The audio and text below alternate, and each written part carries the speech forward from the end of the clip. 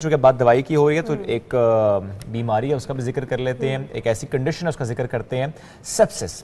आज पाकिस्तान समेत दुनिया भर में सेप्सिस का दिन मनाया जा रहा है और दुनिया भर में हर 5 में से एक शख्स की जो मौत है उसकी वजह सेप्सिस होती है।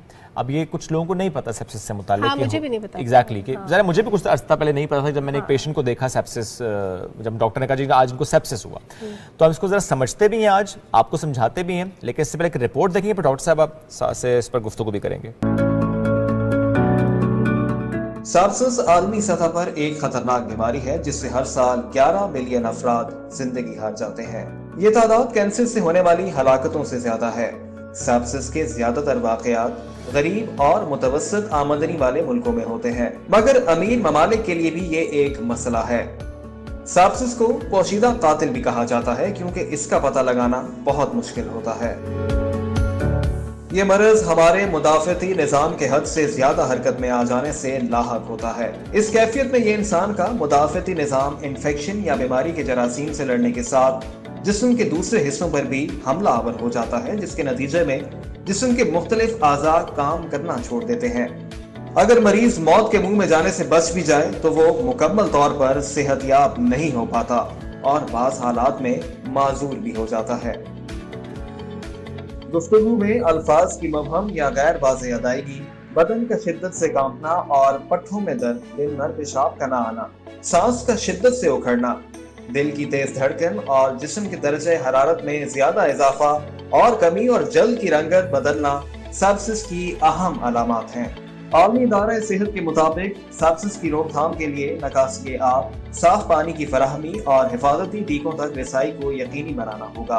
एंटीबायोटिक और एंटीवायरल अद्वियात से इलाज भी इसकी रोकथाम में मुफीद हो सकता है। World sepsis day global sepsis alliance का इक़दाम है जो 2012 में शुरू हुआ और हर साल 13 सितंबर को सेप्सिस के बारे में आगाही पैदा करने के लिए पूरी दुनिया में तकरीबात का इनेकाद किया जाता है। रिपोर्ट आपने देखी व्यूअर्स, और ब्रेक में मैंने शेप ने मैजिक किया, हमने ये बैज लगा लिए जो कि इस बीमारी से आगाही के दिन में लगाए जाते हैं। ये बैचेस और ये जो कलर ये अभी नजर आ रहा होगा, बस ठीक है। अच्छा जनाब, अब इससे पहले कि मैं तमहीद बांधूं, रिपोर्ट आपने देख ली है तो डॉक्टर साहब हमारे साथ स्टूडियोज में मौजूद है, उनसे बात कर लेते हैं। बिला ताखीर हमारे साथ मौजूद है डॉक्टर नसीम अख्तर साहिबा। बहुत शुक्रिया, कैसी हैं आप? अल्हम्दुलिल्लाह, very good morning. Thank you very much, good morning. कैसा रहा आपका दिन? सॉरी, आपका दिन कैसा गुजर रहा है? दिन बहुत अच्छा है, आपके साथ इसकी शुरुआत है तो यकीनन अच्छा है। अल्लाह करे हम अच्छे लोग हैं। अल्लाह करे हम सबका दिन अच्छा गुजरे। डॉक्टर साहबा, कुछ तो बातें हम जान पाए इस रिपोर्ट के जरिए, बट फिर भी let's have a basic question, sepsis क्या है? जी, बहुत अच्छा सवाल है। सबसे पहले तो मैं ये कहना चाहूँगी कि आज का दिन जो 13 सितंबर का दिन है, इसको वर्ल्ड सेप्सिस डे के तौर पर मनाया जा रहा है। जैसे कि आपने इंट्रोडक्शन में बताया, इस दिन का मकसद ये है कि लोगों को आगाही देना कि सेप्सिस होती क्या है और इसकी इम्पोर्टेंस क्या है, और इसकी जो अर्ली रिकग्निशन होती है उसको जल्द पहचानना और उसका जल्द ट्रीटमेंट बहुत ही इम्पॉर्टेंट है। इसकी थीम यह है कि stop sepsis and save lives. यानी सेप्सिस कोई बीमारी का नाम नहीं है, ये कंडीशन है जो मुख्तलिफ बीमारियों की पैदावार हो सकती है। यानी एक इंसान को अगर मुख्तलिफ किस्म की कोई बीमारियां हैं, ऐसे इन्फेक्शंस हैं, they can and up with sepsis. Sepsis को दूसरे लफ्ज़ों में सेप्टिसीमिया भी कहा जाता है, यानी कि एक ऐसा रिस्पांस, आपकी अपनी ही बॉडी का रिस्पांस होता है किसी बीमारी के खिलाफ, जिसकी वजह से मल्टी ऑर्गन इन्वॉल्वमेंट हो सकती है, मरीज़ शॉक में जा सकता है और उसके जो सबसे वर्स्ट कॉन्सिक्वेंसेस होते हैं वो डेथ की सूरत में हो सकते हैं। अच्छा, यानी आपने कहा ना बॉडी शॉक में चली जाती है, क्योंकि मैंने एक केस ऐसा देखा, चूँकि उनके लंग्स का भी इशू था, फाइब्रोसिस था, उनके बाकी ऑर्गन्स भी कॉम्प्रोमाइज़ थे और चूँकि एज फैक्टर भी था, और ऐसे में जब उनके ब्लड प्रेशर लो हो गया, शुगर लो हो गई, पल्स आ नहीं रही थी, and we took him to the doctor, तो उन्होंने कहा जी सेप्सिस है ये, और उनकी बॉडी शॉक में है। हमारे लिए वो बिल्कुल नई चीज़ थी कि ये सेप्सिस क्या चीज़ है। तो आपने बड़ा अच्छा एलेबोरेट किया कि ये एक कंडीशन है जिसमें मल्टीपल ऑर्गन्स आपके इन्वॉल्व हो जाते हैं और आपकी बॉडी काम करना छोड़ देती है। बिल्कुल, आप आम लफ्ज़ों में इसी तरह ही कह सकते हैं, इस तरह कह सकते हैं। इसकी पहली अलामत यही है डॉक्टर साहब कि आपके सारे वाइटल्स ड्रॉप हो जाते हैं? बिल्कुल। अच्छा, पहले तो मैं इस बात पे फोकस करना चाहूँगी अपने आवाम के लिए कि सेप्सिस होती किन लोगों को है। जी जी। जो वो बच्चे जिनकी उम्र बहुत छोटी होती है, जिनको प्री मैच्योर बेबीज कहते हैं, उनका इम्यून सिस्टम इतना वेल डेवलप नहीं होता। अच्छा। तो उनमें चांसेस होते हैं कि कोई भी इन्फेक्शन हो जाए। एज के स्टेज में ये सामने आएगी? लेस देन 1 ईयर, या जो प्री मैच्योर बेबीज जो बहुत छोटे होते हैं, जो न्यू बॉर्न होते हैं और जल्दी पैदाइश जिनकी हो जाती है किसी भी वजह से, वो एट रिस्क होते हैं। इसके अलावा एज ब्रैकेट है जिसमें 70 से ऊपर ऊपर के एज के जो लोग हैं जिनकी वक्त के साथ साथ अपनी एज के हिसाब से और मुख्तलिफ बीमारियों की वजह से कुव्वत मुदाफ़िअत कम हो जाती है। वो दो एज ब्रैकेट्स जिसमें आपका एक्सट्रीम्स ऑफ एज जिनको आप कह सकते हैं जी, या डेवलप नहीं हुआ या कॉम्प्रोमाइज हो गया। ज्यादा केसेस फिर भी किसमें है, प्रीमेच्योर बेबीज में है या दोनों में देखा जाता है? दोनों में। दोनों में पहले प्रीमेच्योर की बात करते हैं। प्रीमेच्योर बेबीज का पहला सिम्टम क्या, बिकॉज ज़ाहिर है वो तो हमने बच्चा दूध पिया, वो सोया, वो पता ही नहीं चलेगा उसका, ना हमने उसका बीपी चेक करना, ना हमने शुगर मॉनिटर करने, हम तो उससे कहेंगे शायद सो रहा है। तो क्या ऐसा सिम्टम होता है कि फौरन we should rush to a doctor? बिल्कुल, देखिए इसमें कुछ अलामात ऐसी होती हैं जिनकी बुनियाद पर आप कह सकते हैं कि बच्चा जो है उसको कोई इन्फेक्शन हो गया है। अच्छा। लाइक एक तो बुखार की अलामत होती है कि बुखार का तेज़ होना, रेस्पिरेटरी रेट उनका तेज़ हो जाना, यानी आपको ये लग सकता है कि जो उनकी रिब्स होती हैं बच्चे की वो बहुत तेज़ी से मूव कर रही हैं, इनवर्ड आउटवर्ड जो मूवमेंट होती है चेस्ट की वो तेज़ी से होने लगती है। इसके अलावा बच्चा जो है वो बहुत लेथार्जिक या नकाहत का शिकार हो सकता है, दूध पीना छोड़ सकता है, बच्चे की स्किन पे कुछ चेंजेस आना शुरू हो जाती हैं। अच्छा। जिसको डिस्कलरेशन कहते हैं या जिसको कहते हैं कि ब्लूइश टिंज आ जाना। तो ये तमाम अलामात ये शो कर रही होती हैं कि बच्चा जो है वो अच्छी कंडीशन में नहीं होता। कोई एक अलामत होगी या सारी अलामत इकट्ठी होंगी? देखिए कोई भी अलामत हो सकती है, लेकिन सिर्फ बुखार का होना अलामत नहीं होती, क्योंकि बहुत सारे बच्चों को बुखार हो जाता है और उसके मल्टीपल रीजंस हो सकते हैं। लेकिन आपको लगे कि बच्चा जो है वो किसी वजह से बहुत ज़्यादा लागर महसूस हो रहा है, फीड लेना छोड़ दिया है उसने, बुखार उसको तेज़ हो रहा है और बिल्कुल आपको लग रहा है कि ये इस नॉर्मल कंडीशन में नहीं है, तो ये अलर्ट साइंस होते हैं जिनकी बेसिस पे उनको फौरी तौर पर हॉस्पिटल ले जाना चाहिए। जी, इसके लिए कोई टेस्ट रिक्वायर्ड होता है डायग्नोसिस? नहीं, देखिए घर में अगर किसी के बच्चा मौजूद है तो उस वक्त तो ऑब्वियसली कोई ऐसा टेस्ट मौजूद नहीं है जो कि आप उस वक्त फौरी तौर पर घर में कर सकें। इसकी अलामात को मद्देनजर रखते हुए फौरी तौर पर हॉस्पिटल लेके जाना चाहिए। वहाँ पे स्पेसिफिक टेस्ट होते हैं जिनकी बुनियाद पर इन्फेक्शन की तशखीस होती है। अब ये बताना भी ज़रूरी है कि इन्फेक्शन ज़रूरी नहीं कि वो बैक्टीरियल ही हो, ये कोई भी वायरल इन्फेक्शन हो सकता है, कोई भी बैक्टीरियल इन्फेक्शन हो सकता है और फंगल इन्फेक्शन भी हो सकता है। डिपेंड करता है कि आपका इम्यून सिस्टम कैसा है। ठीक है, और जैसा कि मैं रेट है वो तय करेगा कि आपको बेसिकली क्या हुआ है। बिल्कुल। अब जैसे डेंगू बुखार है तो इवन इसमें भी पेशेंट जो है वो शॉक में चले जाते हैं और इवन उसमें सुपर एडेड इन्फेक्शंस हो जाते हैं जिसकी वजह से सेप्टिसीमिया या सेप्टिक शॉक हो सकता है। बिल्कुल। इसी तरह जो अडल्ट होते हैं उनमें भी डिफरेंट कंडीशंस होती हैं। लाइक अगर पेशेंट डायबिटिक है या ऑलरेडी उनको मुख्तलिफ बीमारियां हैं जो उसके इम्यून सिस्टम को अटैक कर रही हैं, हार्ट की बीमारियां हैं, जिगर की बीमारियां हैं, दिल की बीमारियां हैं, या पेशेंट किसी वजह से उसको कोई कैंसर है जिसमें कीमोथेरेप्यूटिक एजेंट्स मिल रहे हैं या स्टीरॉइड्स मिल रहे हैं, या HIV एड्स की बीमारी है, कोई भी ऐसी बीमारी जिसमें उसका इम्यून सिस्टम नॉकआउट हुआ है या सप्रेस्ड है, उनको बैक्टीरियल इन्फेक्शन या वायरल इन्फेक्शन डिसेमिनेटेड किस्म के हो सकते हैं। आम बीमारियां आम लोगों को मुतासिर करती रहती हैं और हर इंसान को सेप्सिस नहीं होता। तो सेप्सिस की कुछ खास अलामात जैसे मैंने बच्चों में बताई, इसी तरह से बड़ों में भी होती हैं जिनकी बुनियाद पर हम ये बता सकते हैं कि ये पेशेंट जो है वो सेप्सिस की तरफ जा रहा है। जैसे कि आपने पहले जिक्र किया कि बुखार या तो बहुत तेज़ हो जाएगा या बुखार नॉर्मल से कम हो जाएगा। इसी तरह से उसका रेस्पिरेटरी रेट या सांस लेने की जो फ्रीक्वेंसी है वो बहुत तेज़ हो जाएगी, ब्लड प्रेशर ड्रॉप कर जाएगा। यूजुअली हम कहते हैं कि लेस देन 90 अगर किसी का सिस्टोलिक ब्लड प्रेशर है तो उसका मतलब है कि लोअर साइड पे है, या जो नॉर्मल ब्लड प्रेशर है उससे 40 का ड्रॉप आ जाए।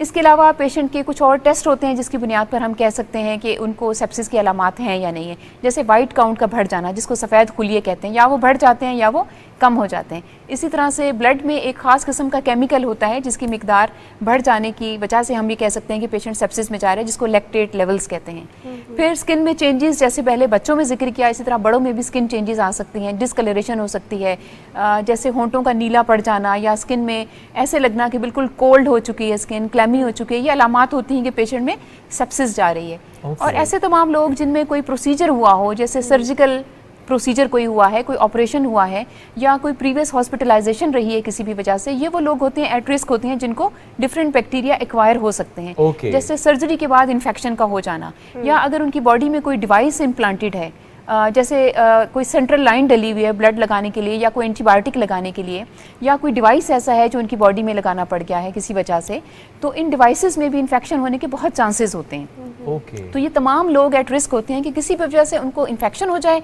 और अगर वो इन्फेक्शन अनकंट्रोलेबल हो और वो अनहिंडर्ड हो, वो चलता ही चला जाए, तो बॉडी जो रिएक्शन शो करती है उसके अगेंस्ट वो सेप्सिस की तरफ ले जाता है। और डॉक्टर साहिबा ये कितना लीथल हो सकता है? मैंने जैसे आपको बताया कि मल्टी ऑर्गन फेलियर हो सकता है, जिस्म के मुख्तलिफ हिस्से जो हैं वो काम करना छोड़ जाते हैं। जैसे सबसे पहले गुर्दे मुतासिर होते हैं जिसको एक्यूट किडनी इंजरी कहते हैं, उसके अलावा जिगर मुतासिर हो सकता है, और फिर आहिस्ता आहिस्ता मरीज जो है वो बेहोशी की तरफ जाने लगता है और अल्टीमेटली लॉस ऑफ कॉन्शियसनेस या कोमा जिसको कहते हैं वो हो जाता है, और it can lead to death even, यानी इतना सीरियस और लीथल हो सकता है कि लाइफ जो है वो उसमें जा सकती है। बिल्कुल ज़रा मल्टीपल ऑर्गन फेल अगर हो रहे हैं और उसके बाद आपने खुद का coma and then ultimately death, एक तो अल्लाह सबको महफूज रखे, बड़ी जल्दी से चीज़ें डायग्नोज हो जाएं तो चीज़ें बेहतरी की तरफ जाती हैं। एक बार ही होता है या कि ये बार बार होता चला जाता है?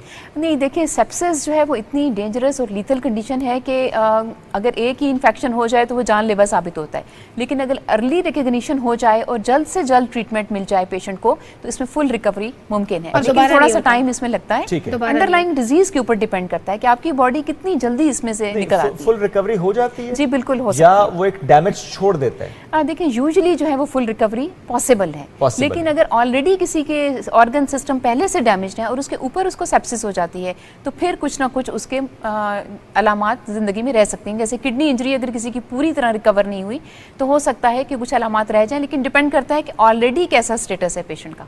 अगर एक फुली फंक्शनल ऑर्गन सिस्टम है तो वो सेप्सिस से पूरी तरह रिकवर हो सकता है। ओके, और इसमें हम ये भी डॉक्टर साहब देखते हैं कि ज़ाहिर है चूँकि बात इन्फेक्शन की हो रही है तो एक ऐसा पेशेंट जिसको और इश्यूज़ भी हों, दीगर बीमारियों से वो लड़ रहा हो, मैनेज कर रहा हो रादर उन बीमारियों को, और उसके साथ अगर ये मामला हो जाए तो ज़रा वो एंटीबायोटिक्स पे जाएगा, बिल्कुल, और वो चाहे फिर इंजेक्टेबल्स हों चाहे फिर ओरल ड्रग्स की तरफ हों, और जितना इन्फेक्शन ज़्यादा होगा उतनी देर उस पर रखना पड़ेगा।